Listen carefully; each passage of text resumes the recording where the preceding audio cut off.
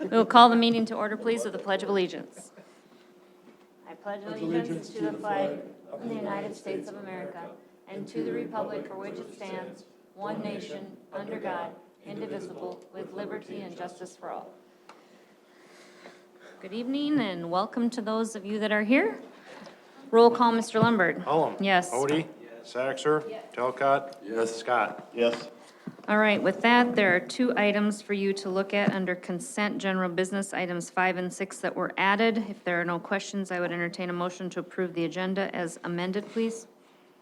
So moved. Second. There's been a first and second. All those in favor? Aye. Opposed? Motion passes. Thank you. No conflict of interest disclosure or waiver requests this evening. No community input this evening. That takes us to the financial items, bills and claims, whenever you would like to, Mr. Lombard. We always do a cleanup at the end of June. There was 500,000 total bills submitted for your approval. Two of those bills pretty much consume the total, 203,000 to reimburse the food service department for the web store sales, web mall sales, and then a first payment on the high school addition project at Gilhaugen Construction, $230,507.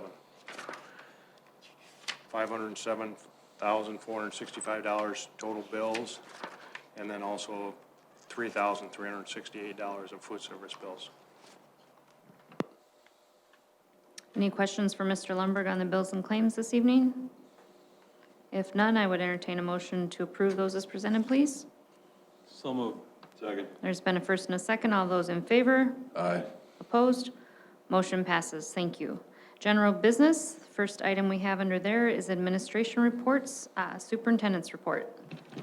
Thank you, Madam Chair. Appreciate the opportunity to give you an update here. Just want to note that the Link Summer Reading Program in connection with Siouxland Library is also, or still running, and kids have the opportunity to complete that process and avoid the summer slide.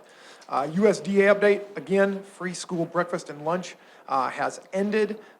As you can see in our agenda later on, we are approving the meal rates for next school year. I would note that those are increasing approximately 10 cents for our kiddos. Would note that we're doing that this month, so we're able to begin to communicate that out throughout the month of July, because as you've previously been told, folks are going to have to submit their applications for their free or reduced meals in order to be eligible for that service. So it's going to be very important for folks to get that application completed here now once we get into July.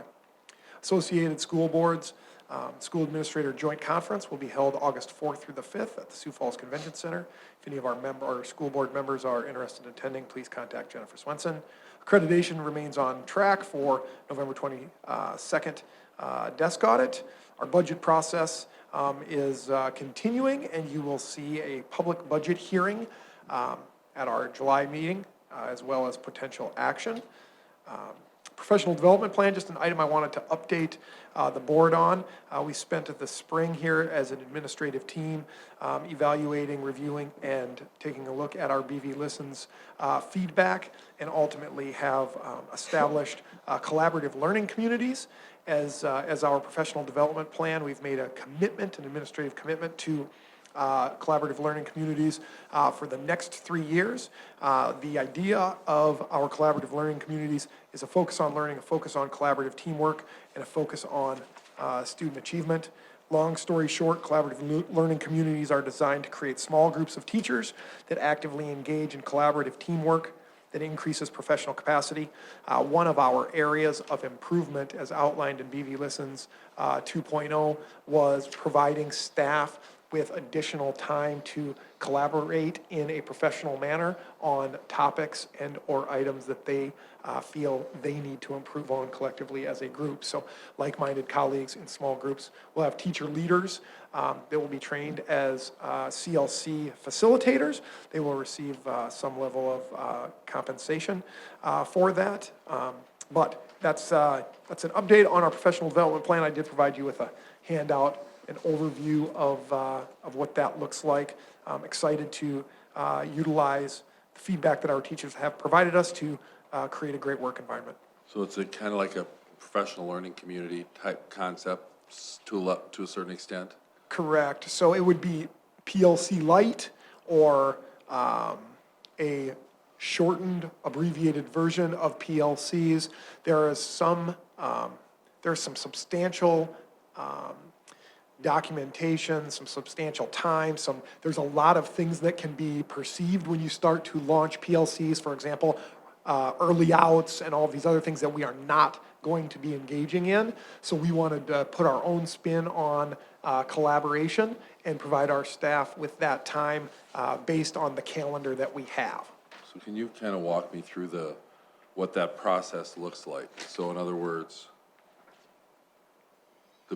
how it gets introduced, or Yeah. who gets trained and who does the training and all of that. I like the idea, the concept I think is great.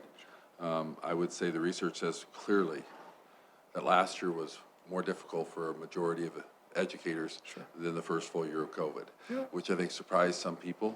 And having other people to rely on to be part of, I think, is a great way to sustain those things. But how will this get, introduced, or, where's the training come? If it's a train the trainer, then who's doing the training of the trainer and that kind of thing? Sure. That's, I guess, my question. So on August 19th, we are holding a teacher leadership summit where all of the facilitators will be trained by outside folks, as well as Brandon Valley School Administration will outline the foundational principles and the administrative vision of our CLCs.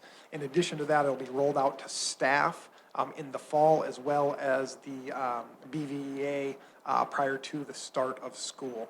So does Director Nelson, is she in charge of this overall, since she's in charge correct. of professional Yep. So long development, story short, she would be the individual that is designing the respective teacher leadership summit with administrative feedback, et cetera. It's all outlined within our 22-23 year-long professional development plan. Each of the in-service days will be dedicated to this. So long story short, the facilitators, ultimately, they sit down with their group of 4 or 5 like-minded educators, and they are given somewhere in the neighborhood of 2 to 2.5 hours to work on whatever it is specifically that they want to work on that aligns to a focus on learning, a focus on collaborative teamwork, or a focus on student achievement. Each of our respective groups may be in a little different place. So if you just adopted a brand new curriculum, you may spend more time on scope, sequence, curriculum cycle, standards, those various types of things. Or if you're 3 or 4 years into your respective curriculum adoption, it may be a situation where folks look at and they say, hey, we really want to increase the engagement of our kids, and we're going to focus on instructional strategies that are engaging kids on what we have identified as the core standards that we think are important. So they, as a small group, facilitator facilitates it. You can see if you take a look at this document, this probably would be able to answer most of all of your questions. But they create their norms and establish their protocols for their meetings. The facilitator does just that. The group launches what they want their couple of goals to be for the year. So the groups, it's all about being responsive to professional need and what they want. Some of it might be dependent on whether or not the team is made up of a seasoned group that has been together a long time, or maybe there's 3 new people to a respective team and they want to go through our district reading protocol at a very high level because they identified that that's probably the most important thing for that respective grade level and team. So is a team gonna all be, if there's 5 people on our team, they're all gonna be elementary teachers per se, right? Is that what I'm understanding? yep, so right now, for long story short, it would be Robert Bennest first grade would be a CLC. Okay. Second grade would be a CLC. Sure. Okay. Inspiration Elementary and Valley Springs will go together. There will be some pull apart. I believe we're going to utilize elementary music teachers, for example. They will be a team. Sure. Elementary PE teachers will be a team. I can, so we are, long story short, to make it as simple as possible, collaboration, trust, and professionalism, and we are providing our staff with the gift of time. And then They'll report, the administrators will kind of be responsible for making sure that they're, and then Sherry's responsible for kind of collecting the data at the end each year to see if we're making the progress or if things need to get tweaked or whatever. Very good. Cool, cool. No, I think it's a great idea. I think they're gonna need each other more and need each other more now than they've ever needed each other. And so being able to put this together is awesome. Good for you guys. Well done. The other item, Brandon Valley Board of Education item to note, Monday, July 18th is your annual organizational meeting. The budget hearing will be set for 6 p.m. here in the Brandon Valley High School Community Room, and the business meeting will follow. High school addition update, no change to the schedule, no change to the priorities.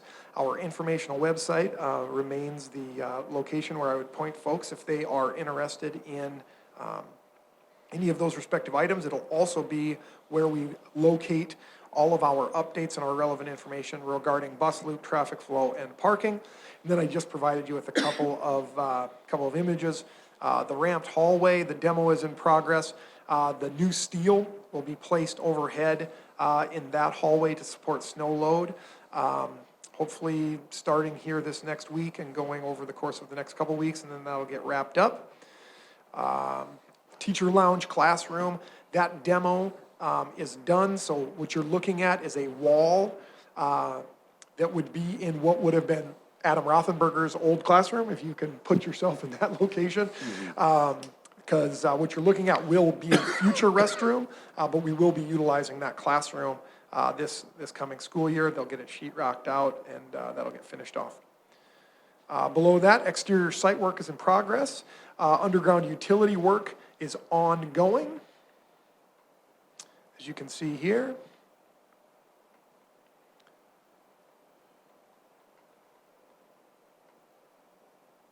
So yeah, that's the gist of the construction update.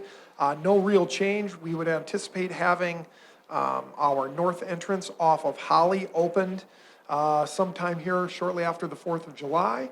And then the parking lot will get paved at the same time that the drive gets paved. Then they'll be moving their fence over so that our one-way bus loop out is able to be ready to roll for the respective school year. We did authorize them to have a little bit additional laydown area in our north parking lot. That'll get fenced off. They need some additional space for steel and block masonry. So we did approve that, and yeah, appreciate Gil Haugen's cleanliness and their scheduling and their work to this point. At this point, I would say it's going well. Obviously, there will be challenges and hiccups and things come up and weather and all that, but at this point in time, very happy with the progress. Certainly entertain any questions you have. Thank you very much, Superintendent Larson. Board policy, IKE-E, proposed first reading. Thank you, Madam Chair. So as previously presented, this is a retention report form, basically eliminating the names of facilities and just simply adding an attendance center location where we can add the building. As you'll be adding buildings over the course of the next few years, it just makes it a more long-term user-friendly form. No action until next meeting, but certainly entertain any questions you have on that. Thank you. General business, I would entertain a motion to approve items 1 through 6, please. So moved. Second. All those in favor? Aye. Opposed? Motion passes. Thank you. Personnel, I would entertain a motion to approve items 1 through 10 as presented, please. So moved. Second. There's been a first and a second. All those in favor? Aye. Opposed? Motion passes. Thank you. Item 11 is for your information only. Under Communication, Board of Education, there is a thank you note there. And that takes us to board reports. Does anyone have a formal board report that they would like to share this evening?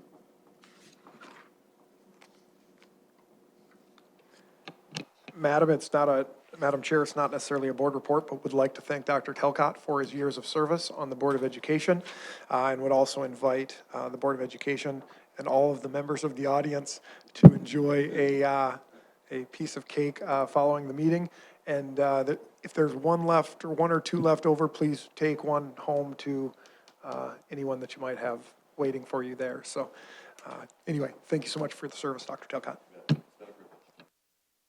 I'd like to second that, but I would like to also say, it shows that Greg is more than just a school board member and an educator, that he cares about kids, and he cares about this district, and the reason he's added so much to this board that I appreciate everything you've done, and good luck. David will do great work.